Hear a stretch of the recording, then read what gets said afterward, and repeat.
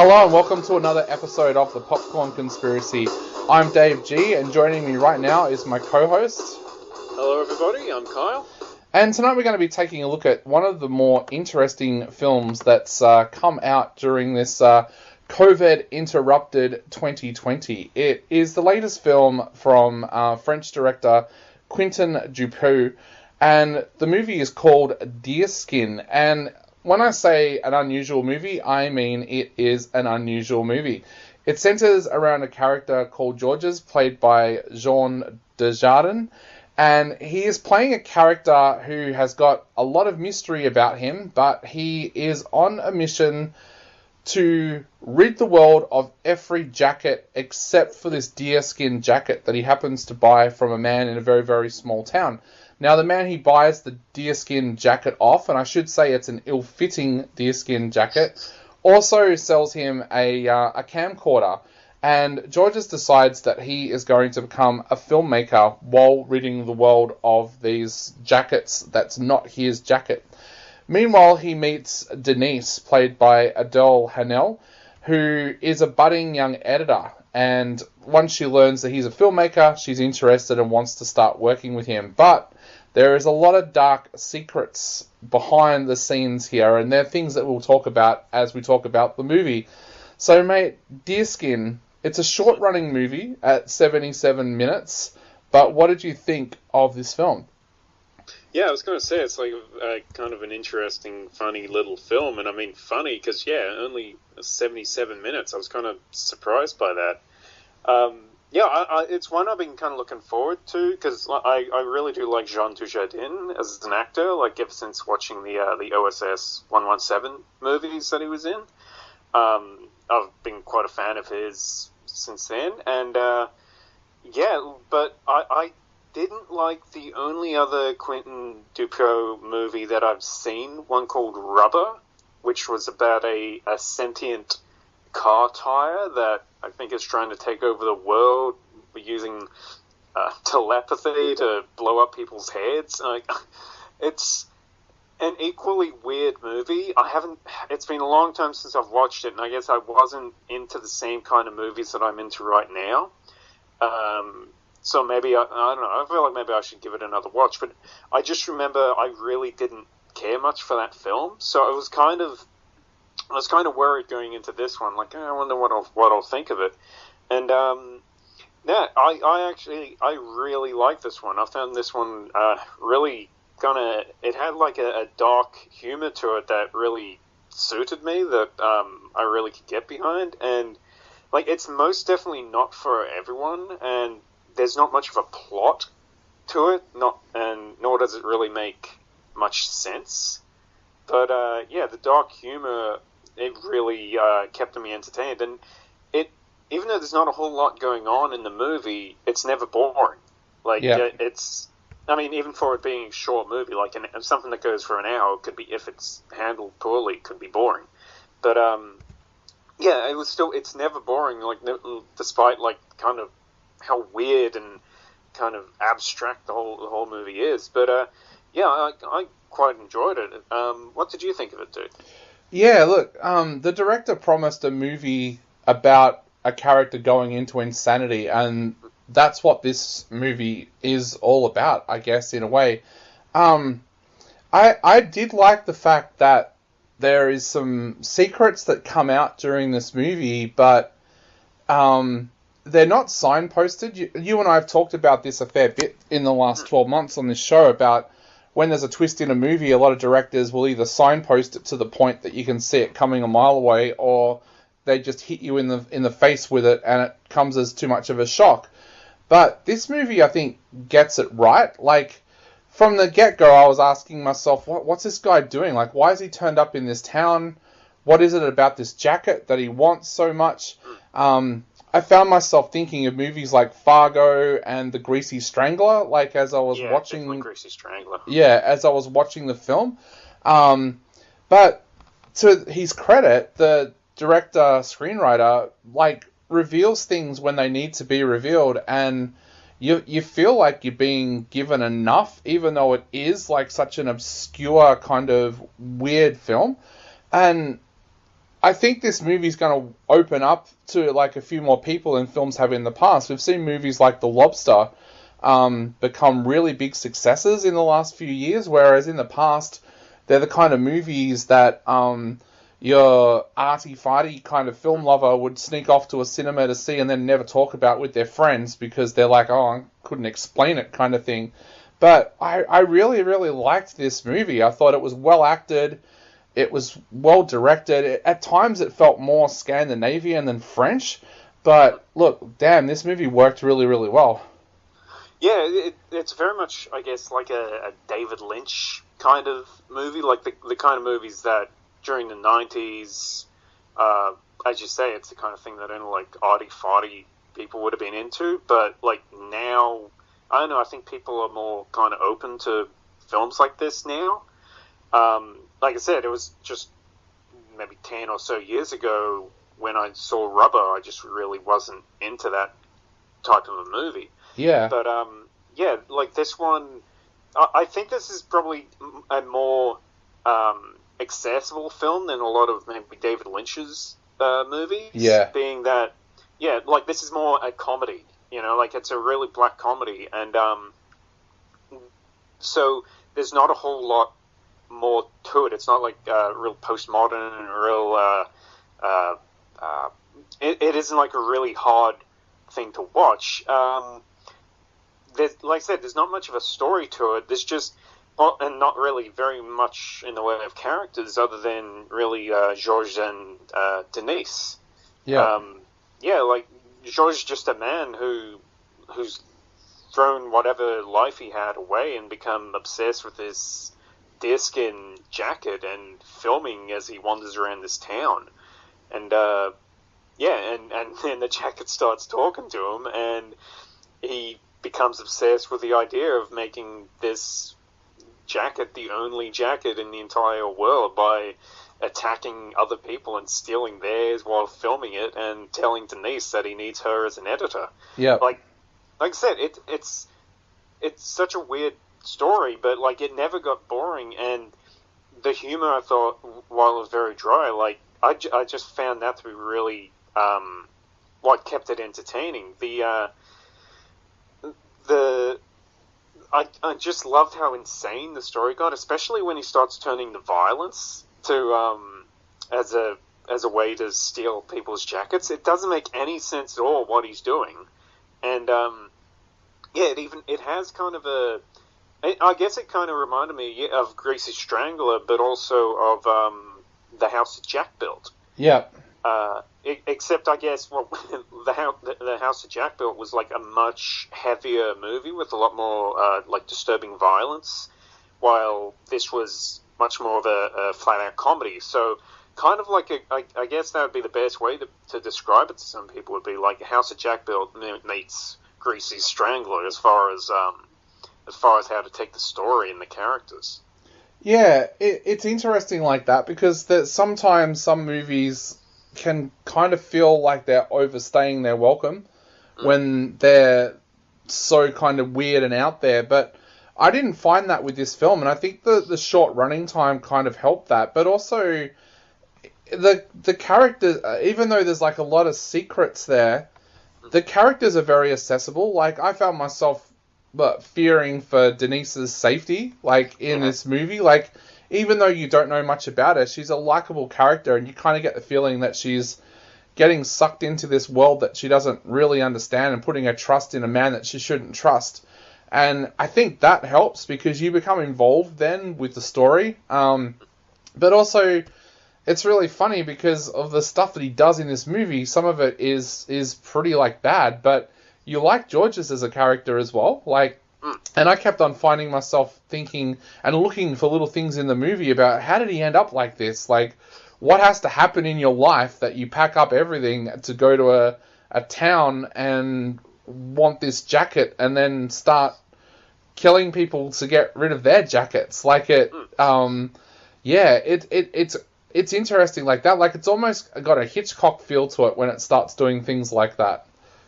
Yeah, like, it really, the two leads, Jean Dujardin and Adele Haenel, who we just saw Adele in Portrait of a Lady on Fire, so I'd kind of expect her to be in a lot kind of more Hollywood movies in the near future, thanks to that movie. But yeah, it really hinges on the two of them and how much we kind of like them in like they're kind of meager roles in the film, but like I went into it liking Jean Dujardin, but like I couldn't imagine liking this movie quite as much if he wasn't in it, or at least they would have to have an actor that has the same kind of charisma that he has to be able to pull off a character like that, because like I said, we really aren't given much of a background on Georges and as a character beyond him having left his wife, and he's such a sick, like self-centered, lying scumbag the entire movie. Like I was thinking about it, and it's like almost everything that he says to anybody, like whether it's Denise or any of the other characters that he meets, almost everything that he says is some kind of a lie. Like he's never telling the truth. He's always lying. He's stealing. He's stealing clothes off of bodies and stuff like that. Like or some kind of a lie or something to mislead people. But like really, the two actors within the movie really are I think they really help sell what's such a bizarre concept, such a bizarre type of film. Yeah.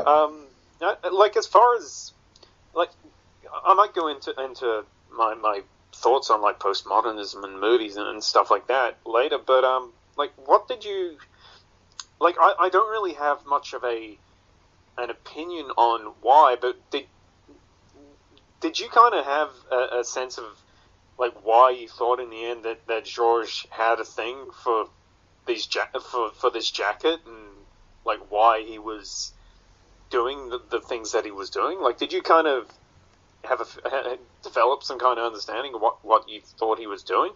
Yeah, I actually wondered whether he was a man who knew he was going to die. Like for a while, I was wondering whether or not he'd found out that he had terminal cancer or something like that, and just because I know that like sometimes when people know that they're going to die, they want to do something like that they've never been able to do before. And my first thought was that perhaps he'd always wanted a deerskin jacket, but like people would say, oh no, it's unfashionable, or like, no, you can't have it kind of thing. So he like was kind of in that frame of mind of, well, I'm going to die, so I'm going to get this jacket. And then when he started to befriend Denise, I thought even more so, like, yeah, he's going to have like one final fling with like a younger woman kind of thing before he dies.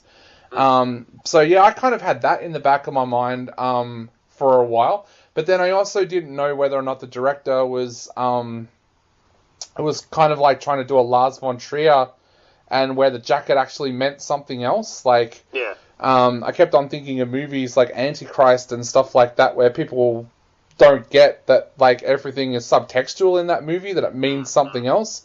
So yeah, I was kind of wondering about that for a while as well, but by the end of the film, I felt like I understood. Like, I know that sounds really weird, like, but I felt like I understood what was going on because I'd like been in that character's world long enough to finally kind of to understand. And it was interesting because I saw this movie the same week that I saw White Day, which is a Scandinavian movie, which is also very artistic in the way that it tells the story, and that film was the same. Like, a lot of people watch that movie and say, oh, I don't understand why they spent so much time on him building the house for his daughter, and when like everything else starts going wrong, it's like, what, you need to understand that the house is a metaphor for his relationship. Like, he thinks if he fixes the house, it's going to fix his relationship, like with his daughter, and he doesn't understand that that's shot. Like, it's not going to happen no matter what he does with the house. But sometimes I think, yeah, people watch a movie like this and they don't pick up on that subtext. And which means basically they don't understand the movie at all by the end of it. Yeah, like because I was thinking like the like postmodern and surrealist movies again, like David Lynch. Like I'm not as big of a fan of movies that only work in a subtextual way, like movies that there is a supposed correct way to interpret the film, because I feel those films often presume that the writer and director have actually succeeded in what they're aiming to do. Like, I mean, things like, for one thing, like the Twin Peaks movie Fire Walk With Me, like, and some of David Lynch's other films are kind of, I think, kind of like that. And like, while I enjoy watching them, I feel like there's a lot of people that think that if you didn't like that movie, then it must be that you just didn't get it.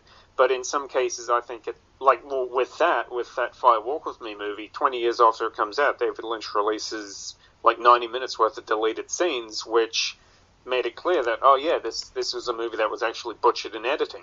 But for the longest time, people just thought, oh, it's a weird movie, it's a David Lynch movie, it's supposed to be like this, you know? Yeah. But I still like some movies like that. I guess I like movies that kind of can work either just on a face value way, like there's something there that you can appreciate about a movie, but then at the same time there's the subtext behind it and what this, like you say, what this house represents and stuff like that. Like I like it when movies kind of work both ways, and it doesn't like one doesn't overpower the other. And I think and having said that, I think that's why some directors can pull off a movie like this and some can't, because like I said before, I love Antichrist. I also love Melancholia, and I think that kind of like really shows that that some directors can do that and have it work. Like Lars von Trier, I think, can make it work, but then I think there's other directors out there that try and fail big time. Yeah, like if I mean, I don't want to say it's just like, well, if I didn't get it, then he must have failed. But like, if I didn't get it, but I also didn't like the movie at all, then it's I don't know. I guess as far as I'm concerned, they might have kind of failed. But yeah, with movies like with this and what I kind of remember at Rubber,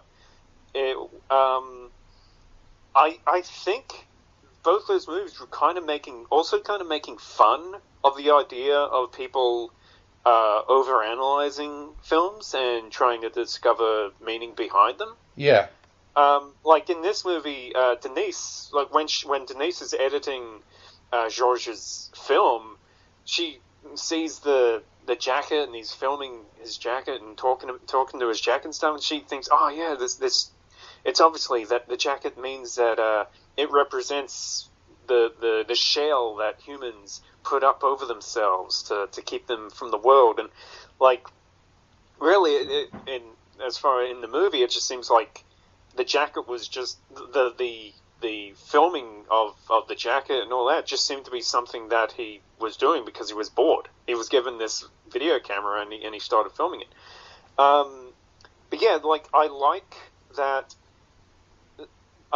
this movie can be viewed as an absurdist comedy, and like even if you aren't looking at what the jacket represents and what this represents and all that, I like that this movie it's even though I wouldn't say that it's definitely not for everyone because of how bizarre of a film that it is, but I like the way that it's been done, that it is, I think, a bit more accessible than it could have been had he gone full on subtext with it, you know? Yeah, definitely, yeah. Look, and I probably am in the wrong when I mention this movie in the same breath as films like Antichrist and that, because this movie does actually is a lot more open and a lot more accessible. Like, you know what the character is doing, you can see what he's doing, why he's doing it. That's the big question. Like, what is going on there to be making him do it? But yeah, this this movie, it's a quirky little comedy, and like I said earlier, it's probably more like something like Fargo, where you either love or you hate Fargo. Some people I know try to watch it and go, I can't watch it, this is crap. Other people watch it and absolutely love it. So, yeah, it's probably more in the Fargo vein than what it is the Antichrist vein, I think. Yeah, like a lot of those movies, like, I mean, because it's funny, like, watching Fargo now, like, you think that it seems so kind of like a normal film now, like, compared to some of the other, like, really bizarre ones that come out, like things like Greasy Strangler and stuff.